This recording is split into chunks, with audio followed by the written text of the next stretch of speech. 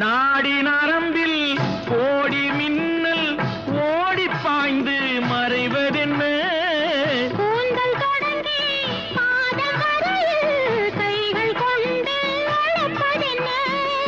நாடி நரம்பில் கோடி மின்னல் ஓடி பாய்ந்து மறைவதென்ன? கூந்தல் தொடங்கி பாதம் வரையில் கைகள் கொண்டு அழைப்பதென்ன?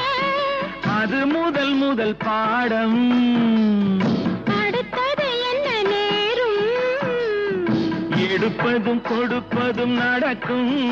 அதில் இருவருக்கும் சரி பங்கு கிடைக்கும். அழகுக்கு மறுபெயர் பெண்ணா, அல்லி மலருக்கு மறுபெயர் கண்ணா.